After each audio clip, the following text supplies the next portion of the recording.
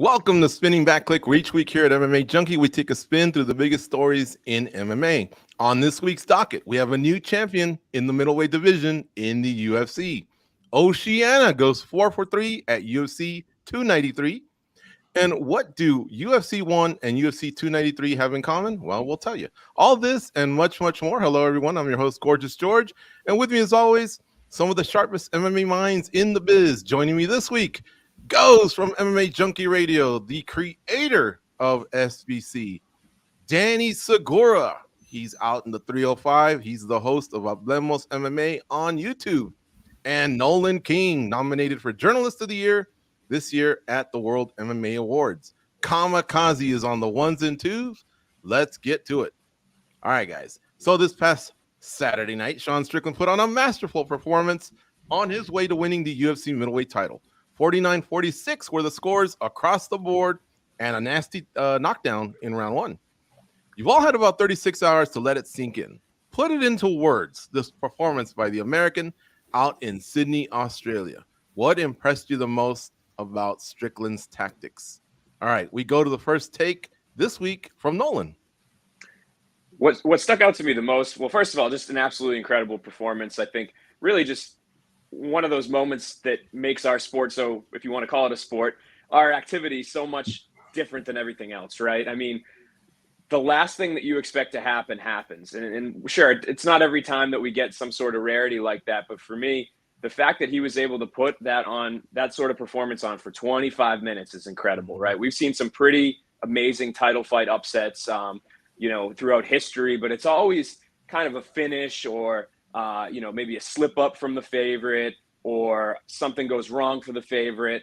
But for him to go in there and really drive home who the better fighter was on that night, to walk down Israel Adesanya for 25 minutes, to not show any fear, but to also fight smart and also do exactly what he said he wasn't going to do, which was to not use his wrestling, which he didn't use at all. So for me, it was an absolutely incredible performance, regardless of if you like Strickland, if you don't like him, if you don't have an opinion about him as a person. I think you really have to give him a lot of credit. You got to give Eric Nixick a lot of credit, the guys at Extreme Couture, for just really putting together one of the most well-rounded, surprising performances, upsets of all time in a title fight. So I was absolutely blown away.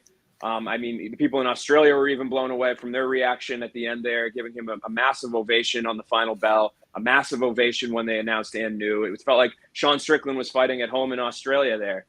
So just a really special night for him, a really intriguing night for us on the outside. And this division is certainly in a very strange place now going forward. All right, Mr. Segura, transport yourself back 36 hours, man. What were you thinking as this thing was unfolding the way it did? All 25 minutes, or maybe 24 minutes and 50 seconds, was basically on the feet, and most of it out in open space. Yeah, insane. I'm still in disbelief. I'm still in shock. I'm kind of waiting to see when this kind of becomes a prank, or maybe when I wake up. It kind of seems unreal. I kind of had the same reaction that Sean Strickland had after his fight, where he's like, is this real? Can somebody punch me right now? Like, is this really happening? I don't think anybody saw this coming.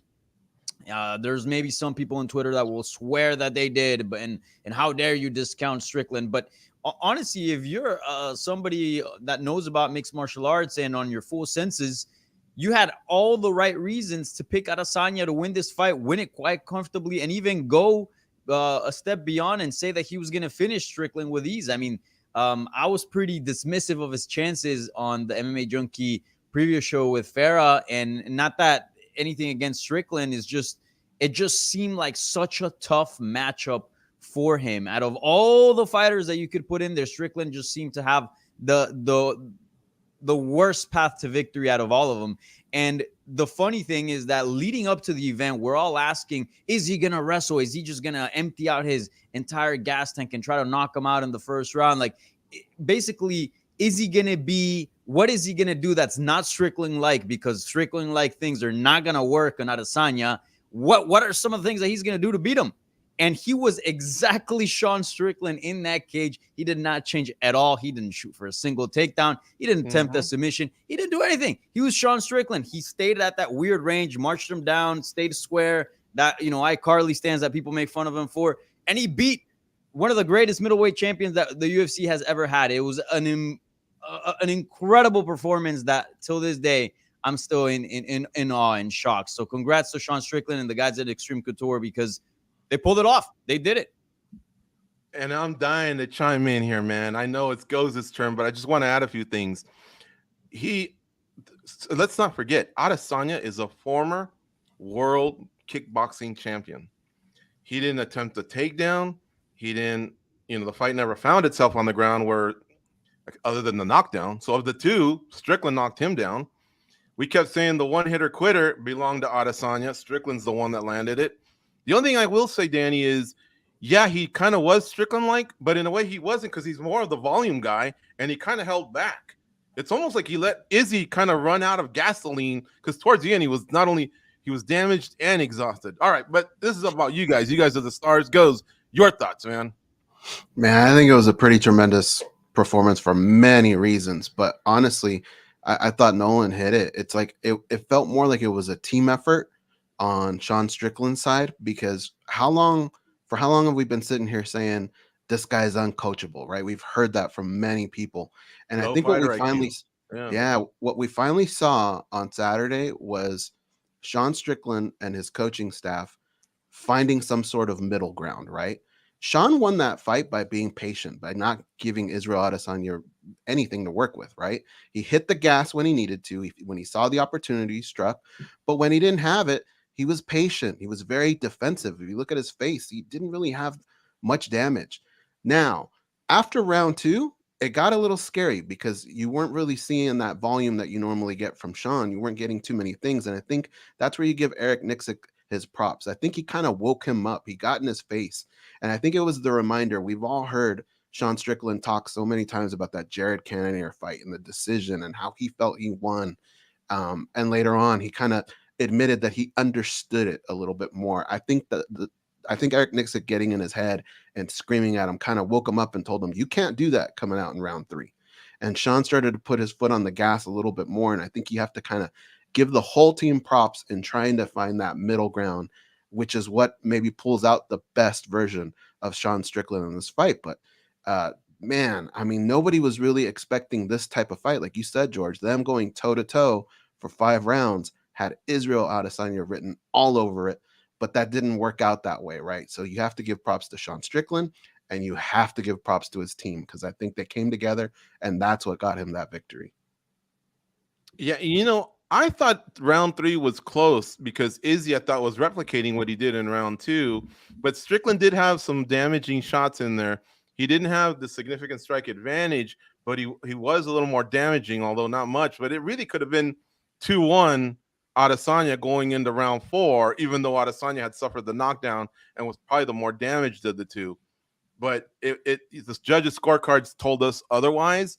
We have no doubt who won rounds 4 and 5. But, I mean, this was just simply amazing. I would have never in 1,000 years thought it would go down this way, And I don't think there's anyone, Danny, I don't think there's anyone on Twitter that predicted it would go down like this. Anybody that said Strickland, including Goz and I chatted with Johnny Eblin, who is the Bellator middleweight champion. He's trained with Strickland, but he kept it real, man. It has to involve wrestling, and he did give credit to Strickland. He says when Strickland gets on top of you, his grappling's underrated. He's heavy, but none of that happened. I haven't found one person. I don't mind if you took Strickland. I would have called you crazy pre-fight, but I haven't found anyone that says he can out kickbox him for 25 minutes, and of the two, he'll get the knockdown, which obviously that's, you're not going to predict the whole thing, right? Minute by minute, but still, This was just simply amazing. And the communication between the coach, you heard Eugene Berriman say that Izzy was flat, or he just had, in some universe, I guess, a poor performance, and the coaches and the athlete didn't seem to be on the same page, and the opposite was happening on the other corner. All right, guys, let me follow up here with a couple things. Did Izzy have a bad night, or was just Strickland on? A little bit of both? Nolan? Yeah, it's one of those debates you'll always have, and I think part of it is tied into the fact that we're used to seeing Israel look so good, and even when he doesn't look necessarily the most exciting, he looks pretty dominant. So I think it's tough to kind of weed or just kind of filter that out of your brain, right? Knowing what he's capable of. But at the same time, I think the fact that we saw it for so long, we have to credit Sean Strickland. We haven't heard much from Israel Adesanya after the fight. He kind of was a bit cryptic. So quick with his media in the back, didn't really want to answer questions, posted a quick thing on social media, had Eugene answer some questions to the media, and that was it. So we don't really know exactly what his take on the whole thing was. Did he just have an off night? Was he hurt? What was it? But for me, I think a lot of the energy just with what we saw and the way it was done and the longevity that it was done, you have to give Sean Strickland that amount of credit. I feel like I see it from a lot of people, but there's a lot of people that are kind of saying like, oh, we heard Dana White say it, right? Israel looked slow. He looked stiff. Maybe that's been the case in other fights where the champion loses that you're like, man, they really put up a stinker there. Amanda Nunes gassed against Juliana Pena. She just didn't look right. But I think that this has to be more of a 50-50 split. I think Sean Strickland and his coaching staff deserves a tremendous amount of credit. I can't just tack it up to Israel not having a good night. And I alluded to what Berriman had said about Izzy in the alternate universe. In that same post-fight interview, he said fight week went well, training camp went well, we had the right partners in there. He really didn't offer any excuses. The only thing he said was if we fight him tomorrow or in a week, we feel like we can make the adjustments to win. But on that particular night, he was poor. He didn't say anything about an injury or anything like that. Danny, let me ask you this. Aside from the knockdown in round one, what do you think was a turning point in this tactical stance, striking affair, we'll call it? What did you think might have made a difference for Strickland along the way? An adjustment or a tactic or a technique? I think what gave Adesanya the biggest problem was the range, because Strickland operates at a very weird range. He doesn't really stay at a distance, but he also doesn't do clinch work and dirty boxing. It's like this weird in between that a lot of people are not used to fight at. And, he keeps that same pace the entire time. He's constantly on your face. And he just kind of keeps that range constant. And I think that's what gave Israel Adesanya issues, because at distance, he did have some success with leg kicks. But once, Strickland closed the distance, those leg kicks weren't really there. And the looping punches, Strickland has this weird shell where like he kind of keeps his hands up in like a weird space and is able to see everything coming. And I just think that Adesanya wasn't able to figure it out. He got instruction from his corner in order to get past that, but the instructions just ended right there, right when the bell rang, and he would just default to his normal self. So that's what I think is the biggest thing, the range. I think the person who managed the range best in that fight was Sean Strickland, and that gave him the victory. But yeah, a fantastic performance by Sean Strickland. Great stuff by the guys at Extreme Couture and Eric Nixick. Like really, few saw this coming. I mean, it was just a crazy fight. In fact, when the knockdown happened in the first round and the bell rang and Israel Adesanya got to see the second, I went, okay, this was it. Like Strickland kind of blew it. This was his chance to put him away. And then Adesanya does win the second round, at least in my eyes. So I kind of go, okay, things are returning to normal per se. But no, clearly it was Sean Strickland's night, and he looked great. Goes one for you. Did Izzy break in that fight, in your opinion? That's a really strong word. It is very possible, because if you look at what happened towards the end of round one, it might have taken him to a place that caused a lot of embarrassment for him, and that was when he got knocked out by Pereira. Maybe it brought him back there, and maybe he just never recovered from that. It was a very, very puzzling performance from him, because he's not a guy that you ever really look at as an unmotivated fighter. But in those last few rounds, he really just looked like he just didn't want to be there. And I think Sean Strickland was just as puzzled, and he took advantage of it. It makes things interesting, man. Like, I think that's something that we really need to figure out on Izzy's side. 1 foot out the door in the chat. And I recommend, if you want a question or comment, put it in the chat. Leave it a couple times. If I don't see it, don't spam us, obviously. But the better the question, more likely it is to be included in the show. Which one of you wants to take this one? He says Izzy was outclassed by the basics. That's actually an interesting take in a way, because Sean wasn't too fancy. He didn't unleash an arsenal, right? We've already talked about no wrestling, no jiu-jitsu, no Greco against the cage or anything. Is that true in your guys' eyes? Anybody want to chime in on that one? Yeah, I think it's very true. There's just, when he says the basics, I mean, there was no bait, right? Like, he would throw bait out there, but Sean wouldn't take it, and he didn't know how to adjust to that. And I think it really, really frustrated him. And that is something that, that's why, like, I think somebody even mentioned it in the chat earlier. Sean Strickland was supposed to wrestle, but they have plan A's and plan B's. And I felt like Strickland had a plan A and a plan B, but Israel Adesanya just didn't have that plan B. And so when Sean Strickland wasn't taking that bait, he just looked really puzzled out there. And that's something that I don't think should happen at this high level. Ryan Park says, go ahead, Dan. George, if you don't mind me inserting a couple things here. There's two takeaways that regarding Adesanya that I kind of leave with from UFC 293. One, how seriously did he take this fight? We know that he had that like movie premiere the week of. I mean, that's a big thing to deal with. He was talking about Dricus. Yes, he gave Strickland his respects in interview, but another thing is in training and in action. And I did write on the Slack channel right before the fight started when Adesanya stepped in the cage that I thought he looked a little soft. I thought he looked not as ripped as he normally looks. I don't know if maybe I'm looking too much into it, but and then we get Eugene Behrman's comments, but we know that they're always going to be classy and give Sean his respects. I wonder how seriously Adesanya took this fight, keeping in mind that on paper it probably looked like one of the easiest matchups he had gotten in his entire UFC career. So I don't know if you guys kind of share that sentiment.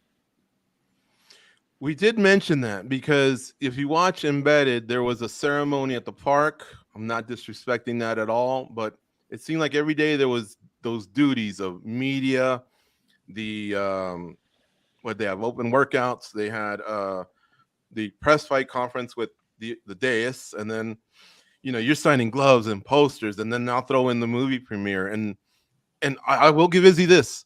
I saw him at the expo. He is all in when he meets people. He's one of the best. If you ever get a chance to meet him, shakes your hand, asks you your name, looks you in the eye. However you want to do it, man. You want to pose? Let's do it. He'll even follow up with a question. Where are you from? He'll put his arm around you. You want to do a selfie this way or that? I mean, I'm telling you, he's all in, and he was doing that at the premiere. But again,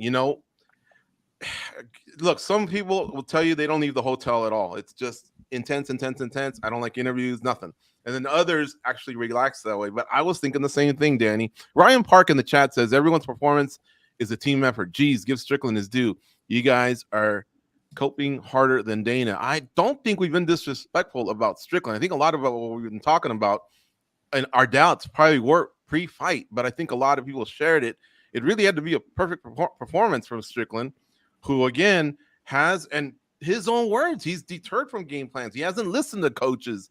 You know what I mean? He's made mistakes in there. He got viciously knocked out by the guy that Israel just beat. Luckily, I think that training session, the week he was out there with him, paid off for him as well. But I don't think I disagree with Ryan Park in the chat, but keep them coming. We have more stuff to get to. And again, I'll scroll. You guys are bringing some great comments and questions. And listen, while you're doing that, we ask you this. Leave a like or hit the like button and subscribe to the channel. I think you'll get a lot of stuff there. But that really, really helps out the channel. It really helps out us. And we do this every week, so you can count on it. All right. But help us get some more visibility out there. Hit that like button. I want to wait 2 seconds. Hit the like. And we're going to continue. All right. So the next topic, obviously, we're talking about what went wrong for Israel Adesanya. I already talked about what his coach said. He lost 4 rounds to 1. Most of this was on the feet, open space, right? However, in spite of all that, Dana White is leaning towards an immediate rematch versus Strickland. Are you on board? Yay or nay? Danny? No.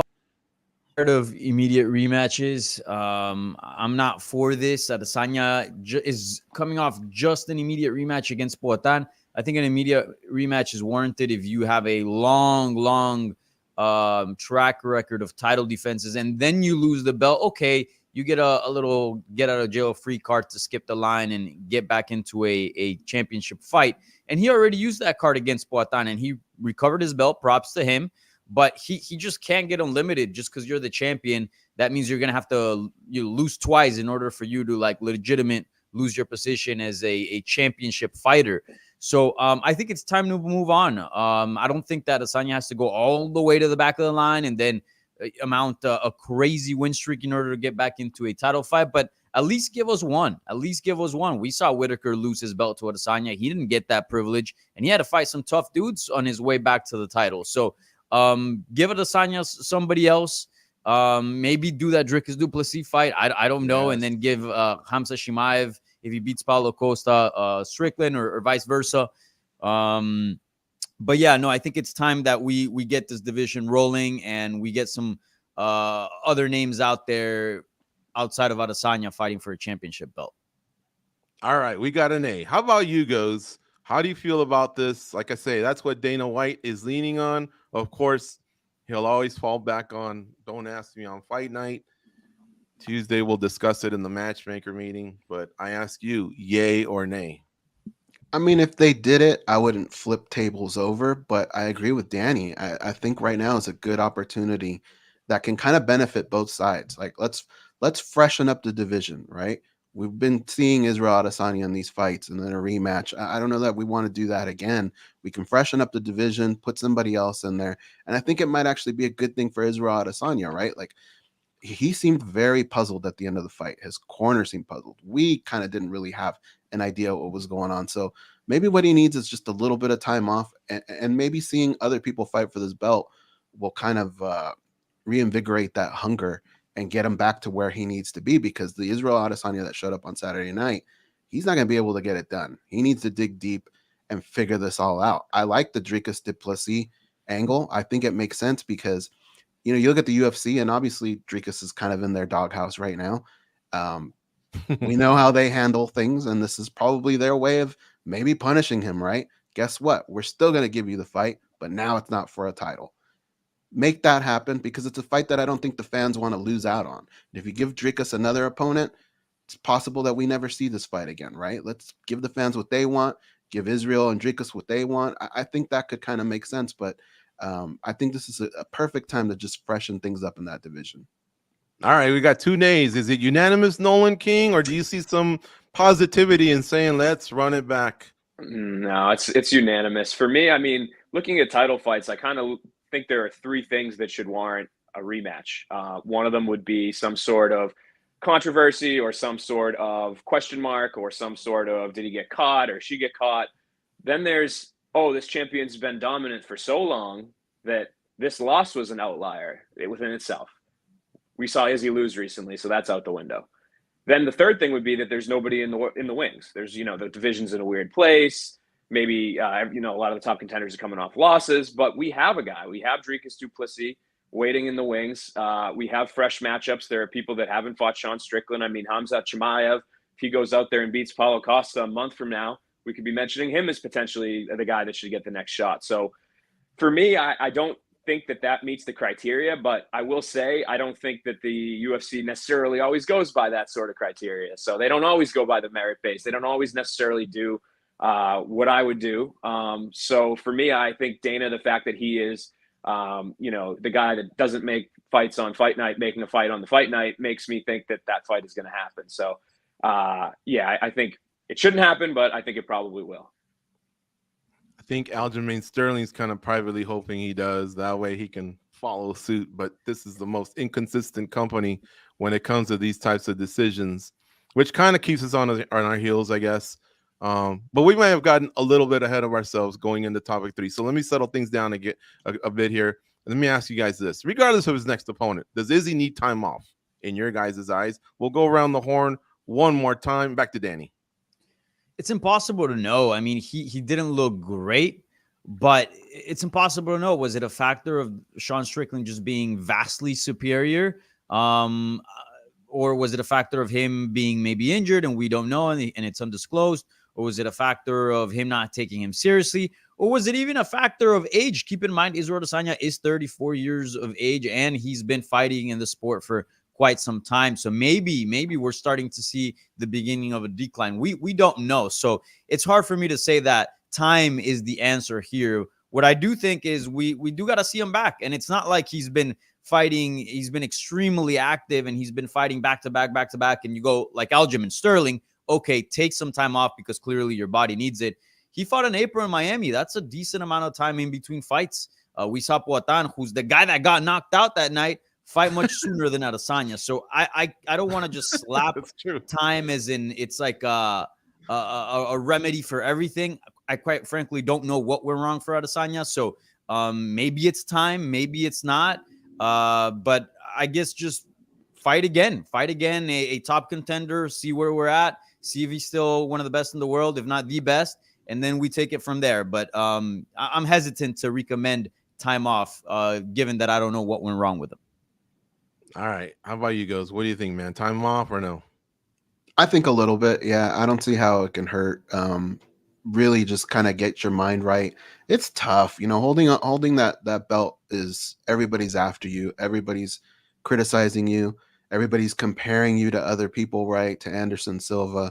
It's a lot of pressure. And I think maybe take a little bit time off, mentally figure things out, and then go back with your coaches and figure out what the hell happened in the fight, tactically, physically, figure out what went wrong in that fight for you. I think that's going to take a little bit of time. And of course, you got to let the body heal. So I think that could benefit him. And there's so many other people behind him right now, or not, well, in that division. Let that kind of play out a little bit too. So I don't see how it can hurt him. Ryan Thiebaud in the chat says, no rematch. Adesanya needs time off from his very active schedule. He did look soft and sluggish during the fight. Profound Dreamer says, Adesanya versus DDP. And Kepsa says, was the card a pay-per-view worthy? I'll answer that one. On paper, no. But coming out of it, it was a damn great night of fights. Nolan, do you have any thoughts on Izzy? And what do you think, man? Could this guy benefit from some time off? Or is what got him to the dance, that activity, maybe just the recipe for Adesanya? Yeah, I think it wouldn't hurt, like Ghost said. For me, it's just the activity level of Izzy. I mean, he's fought, looking at his record here, since February 2020, which was, just doing the math in my head, I think 19 months ago, he's fought 5 times. So for me, that's pretty active. That's very active for a champion, one of the more active champions I think we've seen. So I don't think time off would necessarily hurt unless, he's just so motivated that this has really lit the fire under him that he needs to really capitalize on and get back in there now. But only he knows, man. I think a lot of these things we're talking about right now are a bit speculatory in that we haven't heard from him. We don't have any idea what's going on. So a lot of this is guesswork for me, but I certainly think as a guy that's, fought essentially every 4 months for about, a year and a half or a little longer, I think that that's a little bit of time would benefit him. All right. Guys, question 3, topic 3 is very similar to what we've been discussing, except we're going to unpack it a little bit better here. This middleweight division is crazy. So let me lay out some facts for you, and then you guys can chime in, weigh in, tell me what you think is the best for the division, as a fan, which we all are, as media members, maybe from the UFC side, whatever. So you got Pereira, who is kind of a contender at light heavyweight right now, right? He could be fighting for a title, although it's not locked in just yet. But he's the guy that started the whole downfall for Sean Strickland last year when he knocked him out. Then they became buddies. Strickland trained with him for a week. Looks like he gave him some pointers. Who knows? And like Nolan was talking to us about pre-show, it could even be that Pereira doesn't want to go down there because of maybe that possible relationship. Okay, we got Hamzat versus Costa at UFC 294 next month in October. Both guys are highly regarded. A one-time title challenger in Costa. Uber popular is Hamzat Chimaev, although he hasn't fought in middleweight in a while. In a minute, you can't count the catch weight. It was supposed to be at welterweight. You can't count the Holland fight, but it's been a year since we've seen him. Then you got Cannonier, who weighed in, and oftentimes Dana will tell us, of course he's next. He weighed in. He was the alternate, which was what he said about Colby Covington. Although I remember Pavlovich weighing in a few times, and nothing's been automatic with him. So there's some inconsistency there. We already talked about should easy rematch, and let's not forget, Dricus was the #1 contender. But like Go said, he could be in a possible doghouse right now because he didn't take the fight. Although, according to him and his camp, there was an injury involved. I threw a lot at you guys, and I didn't even mention Bobby Knuckles, who was, I think, 12-0 against anyone but Adesanya prior to taking the loss to Dricus du Plessis. But recency, bias would probably maybe axe him out of the way. All right, so a lot to unpack. Goes, you're first. I think you got to figure out what it is you want to do with Dricus du Plessis, right? Like, where does he stand with the company? Figure that out. You got to figure out Jared Cannonier. He weighed in, right? You would think that he's the guy that probably makes the most sense. He's got to win over the current champion. But if I'm the UFC, I'm probably thinking that that may not be the most sexiest matchup for you. So then you look at Costa and Hamzat. The numbers don't really back them up. However, Hamzat Chimaev, you know the UFC, they just want to promote the hell out of him. And his road is probably a lot shorter than everyone else's. You imagine the fireworks between Sean Strickland and Hamzat Chimaev. Like, I don't even know if that makes it to the actual fight. It'll probably be a trilogy before they even step foot in the octagon. So there's so much to do. I remember one time Dana White did almost like an unofficial tournament, right, at light heavyweight, where he told like Shogun, Bader, Machida. It was something along the lines. He said something like, show me something, you know, whoever stands out, that's who's going to be next. And I think he might be in one of those situations where he can do that, where he could just tell these guys, look, show me something. And whoever comes out of this gets that shot. But there's a lot of decisions that need to be made first, though. Dricus du Plessis, how does he stand with the company? Israel Adesanya, does he even want to fight right now? And then Jared Cannonier, right? I mean, just the other day, wasn't he kind of scolding people saying, hey, he filled in as a backup? That usually means you're the automatic guy. It's not always like that, but we'll have to see how it plays out. But I think this might be one of them show me opportunities. It was actually UFC on Fox Goes that you're referring to, Shogun versus Vera. In the co-main event, Lyoto Machida was going to fight Ryan Bader, and he did, and he knocked him out. And Marisa Shogun Hua was going to fight Brandon Vera, and he finished him as well. And yeah, that was basically the little unofficial 4-man tournament to get a title shot. So good reference there. All right, Nolan, unpack this, man. Make some sense out of this. Pretend you're in that war room and it's Tuesday right now.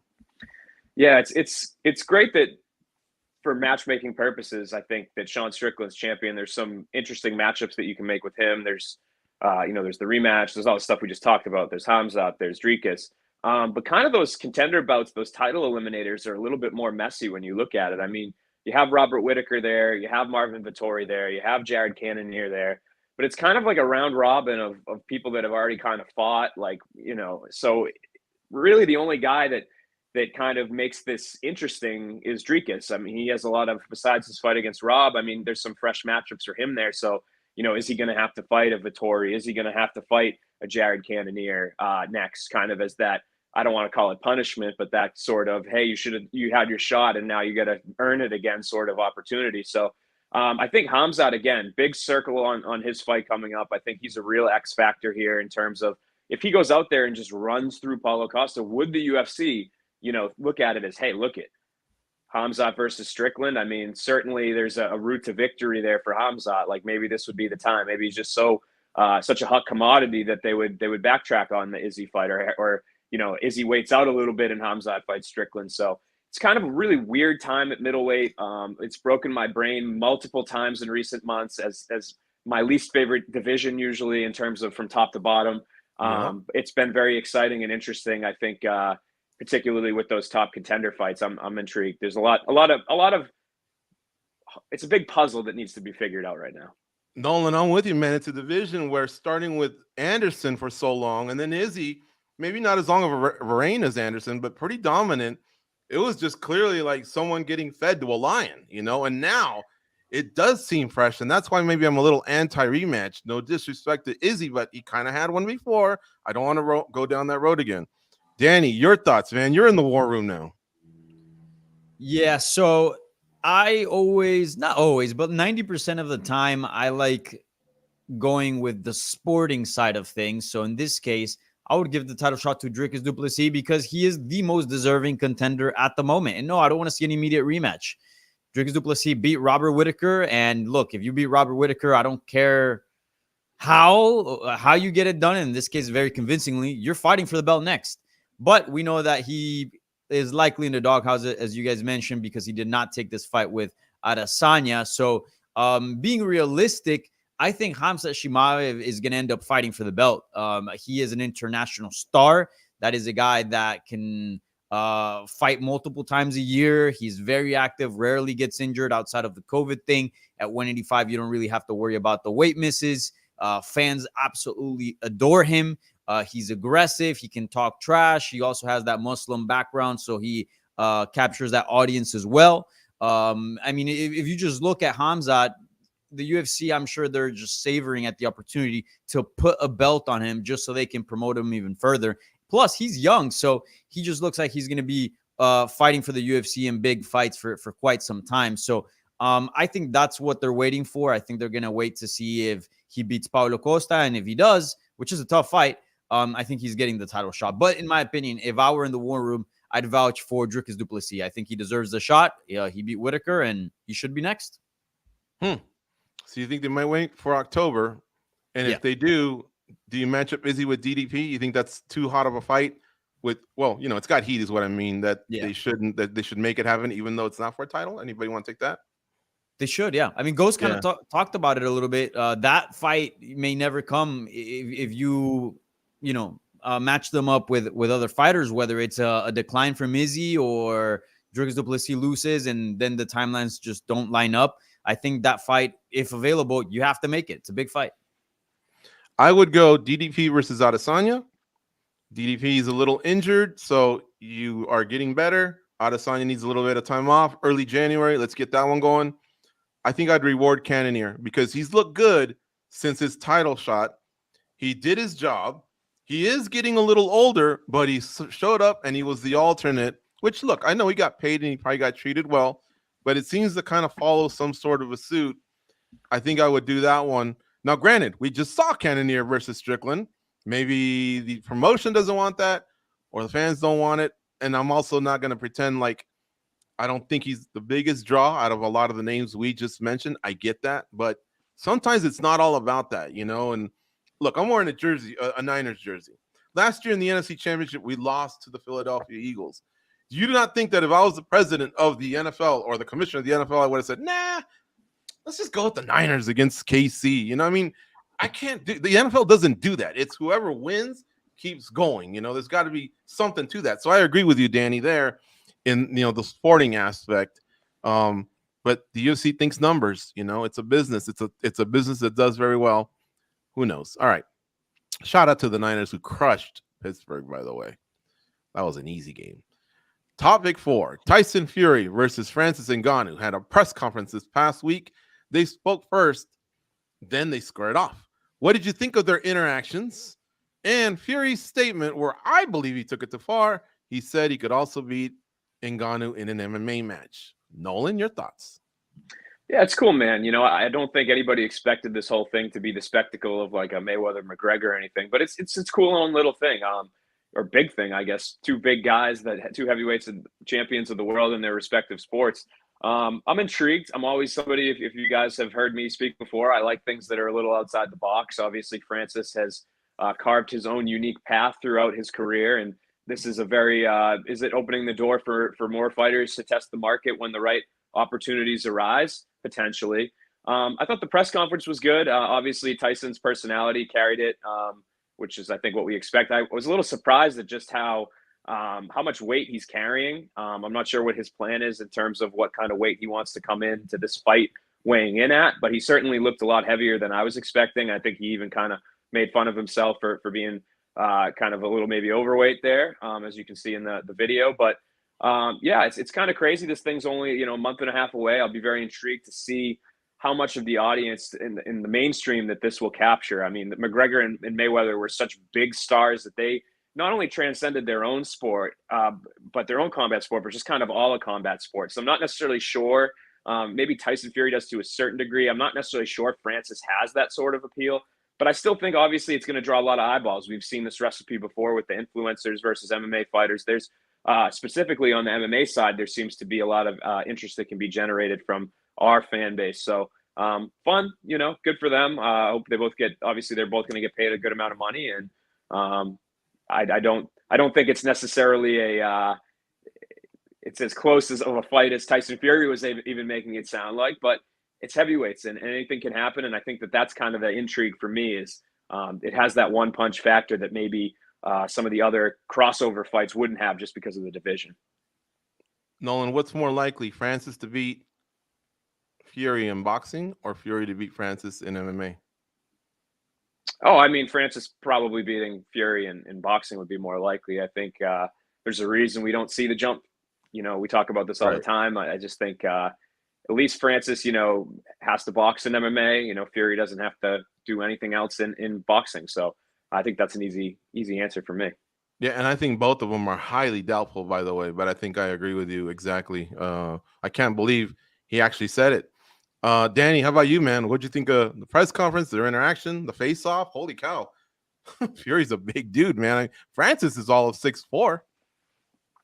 Yeah, that whole thing was kind of weird. I'm with Nolan in the sense that I don't know how well this is gonna do, because the McGregor Mayweather thing was interesting because both were such big stars. I mean, they still are, obviously, that they captivated a level of or a reach that I don't think Tyson Fury and Ngannou do. Now, Ngannou and Fury obviously very widely popular, but I don't think they're nearly as big as Mayweather and McGregor, at least for the time. And also another thing was that McGregor was an amazing trash talker, and that kind of cost a lot of interest because obviously it lent itself for a lot of clips, a lot of highlights, reels, whatever, quote cards, headlines. But Ngannou in this scenario, he's very quiet. He's not really a natural trash talker. He kind of tried to engage a little bit, but he's not really steering the pot as far as the whole thing looking very intense.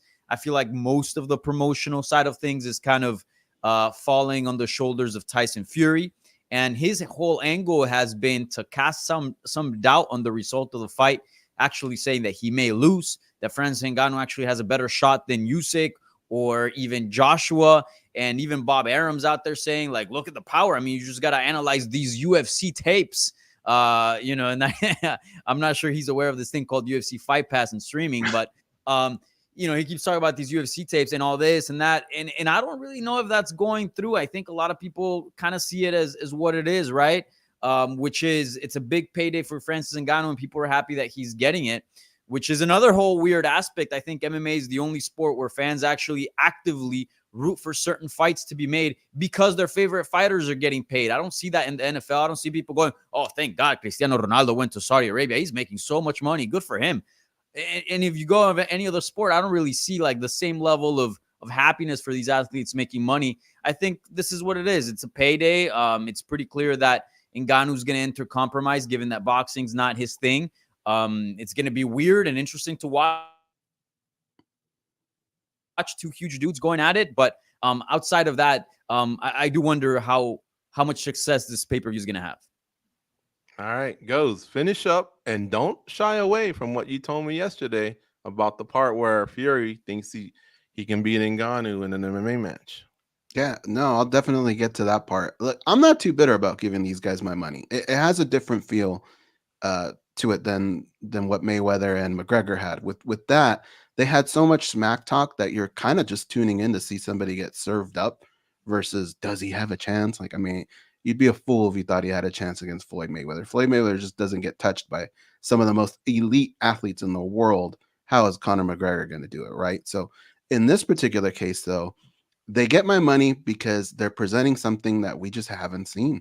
And that's the best guy in boxing against the best guy in MMA, right? The monster that Francis Ngannou is. That's what kind of makes it interesting. Now, Tyson Fury is scaring me a little bit.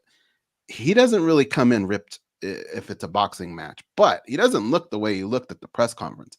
Is he not taking it serious? I think he needs to. You know, Francis Ngannou does pack a punch. Let's be honest here. He's not going to go out there. Francis Ngannou is not going to outbox Tyson Fury. That's just not going to happen. But power punches, we've seen Tyson Fury get hit with some good ones.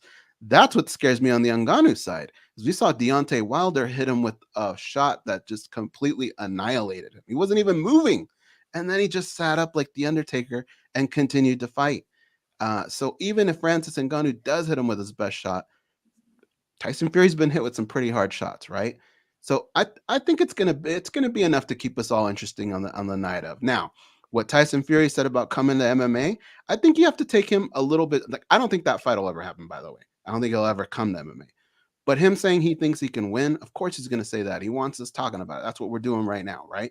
But look, when you look at Francis Ngannou as a mixed martial artist, it's not like he's got this crazy wrestling game or the submission game. We know him for knocking people silly, right, in mixed martial arts. I don't know that it's that crazy to think that Tyson Fury, if Francis Ngannou chose to stand with him in mixed martial arts, that Tyson Fury can't find that chin with MMA gloves. It's possible. It's not the craziest thing, right? We saw Ray Mercer do it. He came in, he did it really quick. What you need to do is you have to have a game plan if you're a mixed martial artist, the way Randy Couture had. And that's, I'm not messing around. This is my world, and it's mixed martial arts, and I'm diving for a leg, and I'm going to take this guy down and make him look silly. Francis Ngannou would need to do something like that. But if he even stands with him for a little bit, of course, every second that you're standing there with a guy that packs a punch like Tyson Fury, it is possible. I don't know. The way the shape that Fury looked in, I don't even think he could get through an MMA camp. Although I don't even know if he would do an MMA camp, to tell you the truth, because all this does just seem so comical. I just want to get it done with. But I will be cheering for the MMA guy. I always stand for the MMA guy. He packs a punch. Heavyweight's different from what was the Mayweather fight contested at? I think junior middleweight at 154 with McGregor. So the one-hitter quitters, that might offset things a little bit. And to be fair, Francis trained boxing before he trained MMA. So there's probably some rusty skills in there somewhere. Who knows? But I don't give Fury, I give him a 0.001 chance, whatever the opposite of 99.99 is. I give him that chance to win in MMA. Anyhow, good stuff, guys. Let's move on here. So this Saturday is Noche UFC. Alexa Grasso will defend her flyweight title versus Valentina Shevchenko. This is an immediate rematch for Shevchenko, who lost her title earlier this year via submission. Can Bullet regain her strap, or does the Mexican hold serve and add to the celebrations of September 16th? Danny Segura. I was looking at the odds. Alexa is a slight underdog. I wonder if that's going to shift as we get closer to the fight. But basically, it's pretty even. And I think that's remarkable because let's not forget, back in March, Alexa Grasso was a huge underdog and people gave her very little chance and dismissed her ability of becoming champion. And here she is defending her belt on September 16th, Mexican Independence Day. And all of a sudden, she is pretty much a pick'em with one of the greatest of all time, certainly the greatest female flyweight of all time in Valentina Shevchenko. So I'm kind of agreeing with the odds. I think this fight's super, super close. If you watch the first one on the feet, Alexa Grasso was beating Valentina Shevchenko, and Shevchenko had to resort to the wrestling, which made the fight competitive and even pushed the decision, at least on the scoring, towards her until the finish, obviously. So I think this is a very interesting fight.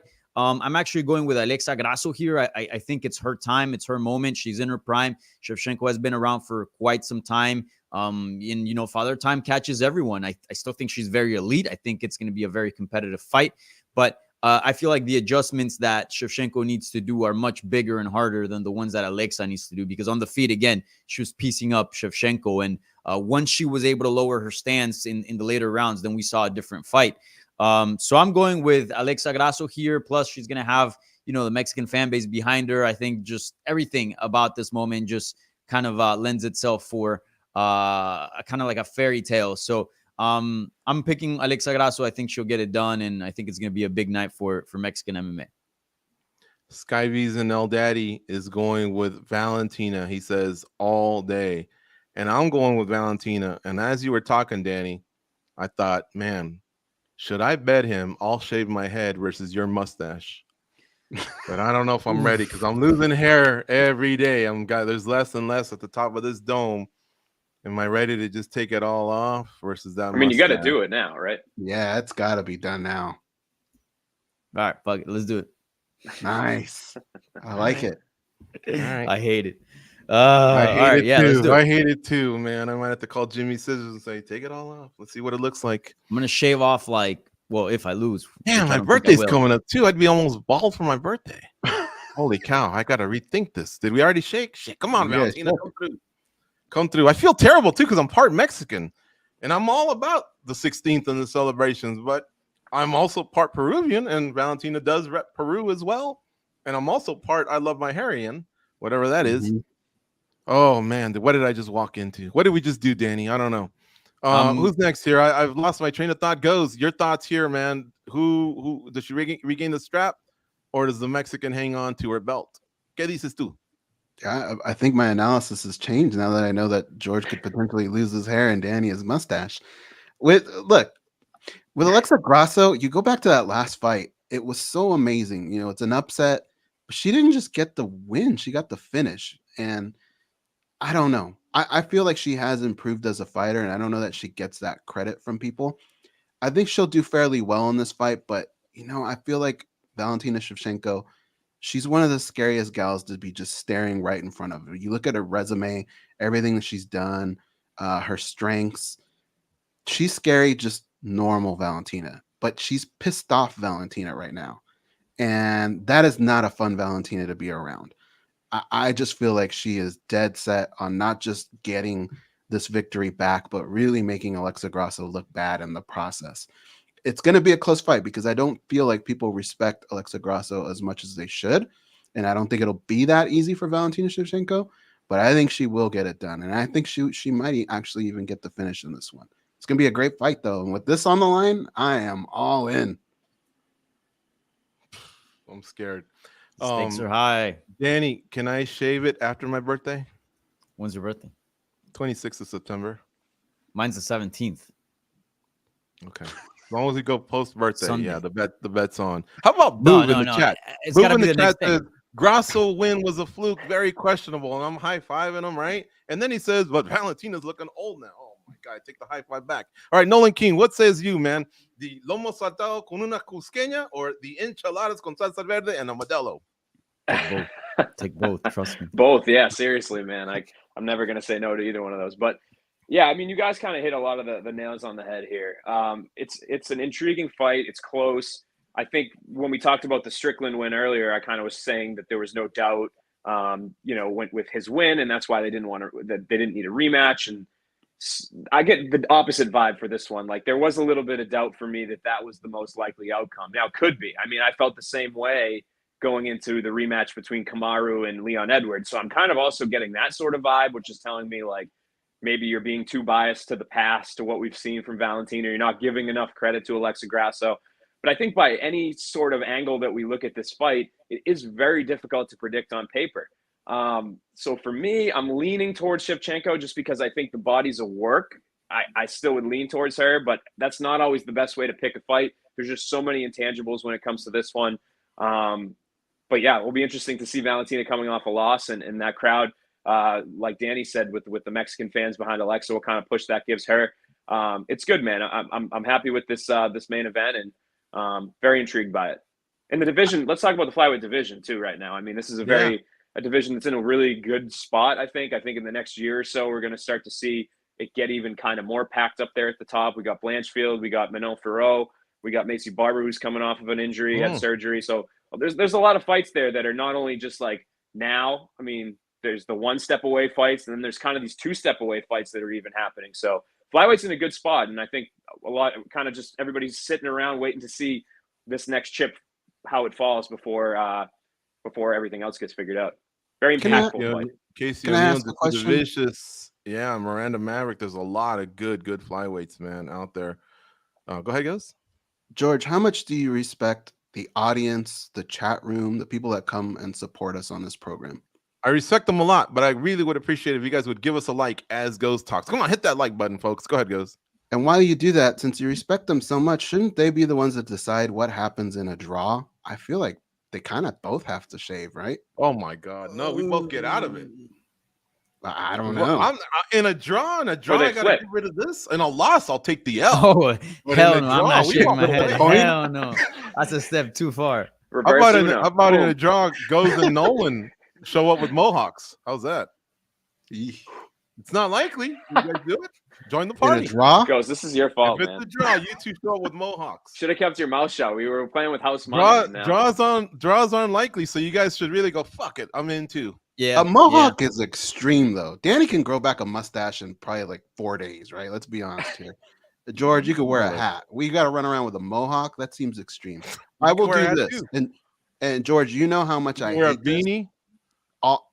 I'll grow a mustache for one spinning back click, but that's it, and I'll shave it off. But I'm not gonna come on mohawk. All right, Nolan, what about you? Yeah, we'll do that. That seems like a fair bet. With November coming, these guys are really taking one for the team. All right, let's continue here.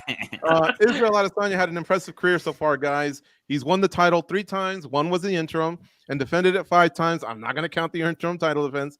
His record stands at 24-3. Many have regarded him as the greatest middleweight in the history of MMA. Others have maintained that it's Anderson Silva. What say you? I'm kind of rushing through it, Goes, because I need quick answers. Goes. That's a tough one, man. There are times where you look at Anderson Silva's fights and you think, what are we doing here, right? Like, this doesn't really feel like a competitive matchup. As with Izzy, you feel like it's killer after killer after killer.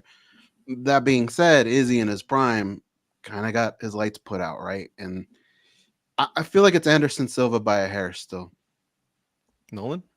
Yeah, it's for me at this point in time. If the world ended tomorrow, I would still be, and I was asked right before it ended, who's the best middleweight of all time? I would lean with Anderson. Wow, that'd be some timing, wouldn't it? All right, how about you, Dan? Yeah, it's still Anderson Silva. I mean, he's got the longest winning streak in UFC history. He's got, I believe, the most title defenses at middleweight. I mean, the numbers still back him up. Plus, again, Anderson Silva, once he stopped being dominant, he stopped being dominant. But during his reign, I mean, nobody could touch him. Israel Adesanya has had some close calls. Like, remember, the Joel Romero fight was hard to judge. Some of the fights, the second fight with Whitaker as well. He lost the fight against Pereira, then now lost to Strickland. So, I think Silva still has that spot for sure. Okay, and we're not shitting on Izzy. I know it's been a bad weekend for him, and we know he beat Anderson Silva as well. But I think still resumes, Anderson Silva is pretty impressive. But I think Izzy's got time to catch him. All right, next one, Conor McGregor once again. Very active on Fight Night on social media. He always is, especially after pay-per-views. He was heaping praise on UFC 293, Laura Sanko, shout out to her, and the UFC as a promotion. But at some point, he engaged Alexander Volkanovski, and somehow a possible fight at UFC 300 came up. But it got me thinking, guys, if McGregor were to beat Volkanovski, and I know this is some far-out stuff because cutting to 145 seems almost impossible for the guy. I think he's 245 right now. But if he did and he beat him, would that make him the featherweight GOAT? May I remind you, he's also beaten Aldo and Holloway, the other guys that get discussed in this topic. Nolan? I think my brain just kind of melted in that universe. But no, I think longevity is a big part of it. We've seen so many fighters come in and kind of beat the GOATs in the division, like Chris Weidman beat Anderson Silva. It doesn't necessarily make him the GOAT, So for me, it would have to be him sticking around at a weight class, racking up some wins and some consistency and some longevity before any sort of GOAT conversation comes up. So you would also say Matt Serra's not the GOAT because he beat GSP? This is where we really spit some fire takes here, and I know that's maybe controversial, but yeah, I agree. How about you, Danny? I agree with Nolan. Yep. It wouldn't make him the GOAT? No. He did beat the other two, though, in their prime. Well, maybe not Holloway, but for sure Aldo. Goes? He'd be the GOAT at the press conference because they kind of wouldn't be able to say much. But yeah, if we look at statistics and just the way things lay out overall, I agree with Danny and Nolan McGregor over here. Folks, thank you so much for tuning in. We do this every Monday. And for the next few weeks, it'll be 11 a.m. Eastern, 8 a.m. Pacific. Dana White Contender Series, the weigh-ins are right after us. Once that series is done, in about a month and a half, we'll go back to our normal start time of noon Eastern, 9 a.m. Pacific. I'm not begging you, but I'm kindly asking you to really hit the like and subscribe. The channel is full of incredible content like this weekly show, like the interviews that we all do as part of the staff, pre- and post-fight coverage of every event. Junkie's always present. It would really mean a lot to us. Nolan King's up for Journalist of the Year at the World MMA Awards. Go to worldmmaawards.com. Give him a vote. And MMA Junkie's up for Best Media Source. On a separate stream right now, check out the Dana White Contender Series. We're out of here. Go out and be a champion.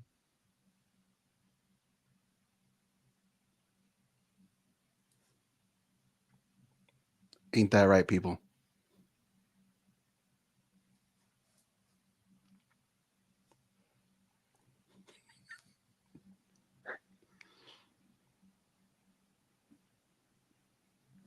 Abby, you awake? Topic number 6. We shall continue, I suppose.